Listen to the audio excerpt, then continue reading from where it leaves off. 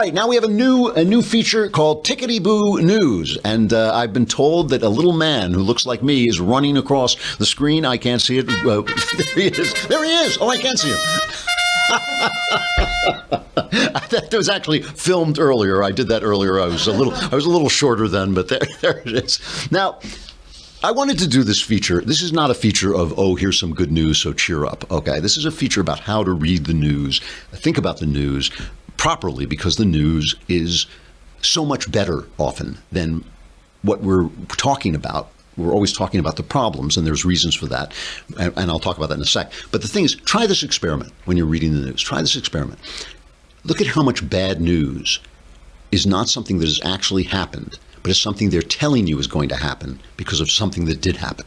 Okay? It's how much bad news is a prediction being made about what may happen because of something that has happened. So right now, we've had some bad news, all right? In one city, in this huge country, in one city, in this huge country, a handful of right-wing dirtbags clash with a handful of left-wing dirtbags, and one sick, crazy terrorist killed a young woman. It's very tragic. It's a country, but it's a big country. Tragic things are going to be happening every day. In Chicago, they're happening to poor people who never get covered every 20 minutes because of how badly the city is run. We don't cover that. We're covering this. Why are we covering this? We cover it because it's worrisome, because of stuff Krauthammer said, because we know these white supremacists are dangerous. We know that they have a tendency to get out of hand. We know that the communists have, the anti-violent communists have backing in the mainstream left. We know that they have backing in the mainstream left, by which I mean CNN and the New York Times, these people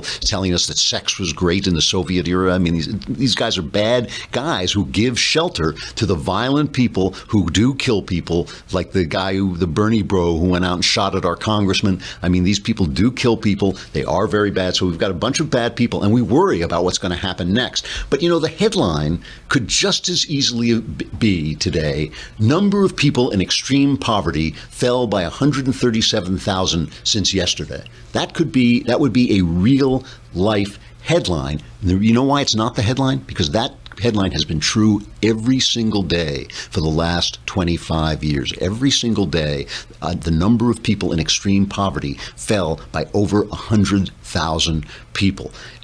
2016, Nicholas Kristof, one of the guys on Knucklehead Row, wrote a piece once. He said 2016 was the best year in the history of humanity. Remember during 2016, everybody was saying, oh, what a horrible year this is. And all the artists were dying, you know, and all this stuff. And Donald Trump and Hillary Clinton were running against each other. So we knew that whoever won, it wasn't going to be a good person, you know, and everybody was right. But inequality was falling globally. Child mortality is roughly half of what it has been since 1990. Okay, that's not that long ago. That's a quarter of a century ago. That child mortality is roughly half of what it's been. Every day, people are getting new electricity. Artificial intelligence is going to help people. Free trade and fracking are all going to help people. All this stuff is going on, and life is getting better. So, does that mean you walk around singing everything is tickety-boo like in our opening song? No, that's not the point. The point is this. We are evolutionarily created to worry, because the guy who worries, who sits around and says, I'm not going to go to sleep because maybe a saber-toothed tiger is going to come here and rip my head off, is the guy whose head doesn't get ripped off by the saber-toothed tiger. We are engineered to worry. But worry can also destroy us. And I don't mean by stress. I mean like this. I always say that people read just enough history to know that the Roman Empire fell and there were Nazis. And so they're always saying, oh, this time is just like the Nazis, or this time is just like the fall of the Roman Empire. They always say that because that's all they know, right? So you see communists and fascists fighting in the streets of Charlottesville, and you think, oh, it's just like Weimar Germany. But it's not just like Weimar Germany, because we haven't just lost a war that devastated our country. We haven't got an economy collapsing so that people are wheelbarrowing money, pushing a wheelbarrow full of money to buy a loaf of bread. We're not in those kind of desperate straits that led to that kind of thing. What it's much more like, if you want to worry about something dangerous, what it's much more like is the time before World War I. World War I, a lot of people say World War I and World War II were the same war, and there's a lot of truth to that. But World War I devastated devastated Europe. It was the end of Europe. The Europe that we think about when we think about Michelangelo, when we think about Mozart, when we think about Shakespeare, ended. 1914, done. And the thing about it is that a couple of years before that war took off, it was the height of European civilization. I mean, I'm not talking about 50 years. I'm talking about 10 years before. It was the height of European civilization. How did World War I happen? It happened because of people thinking what was about to happen, about people worrying what was about to happen. One small terrorist act,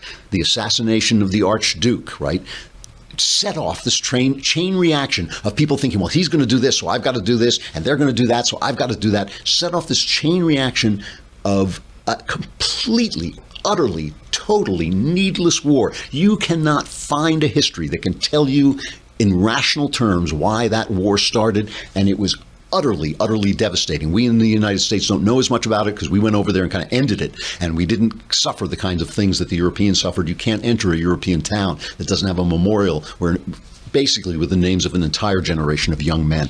Pessimism kills in that regard. Expectation kill in that regard. This is a moment of high-tech miracles. It is a moment of food production, miracles. It's a moment of wealth spreading, miracles. And for these little creeps, these mother's basements, self-righteous little creeps, to start a fight over a statue. Over a statue. It's not even a living thing. They're fighting over a statue and kill a girl, okay?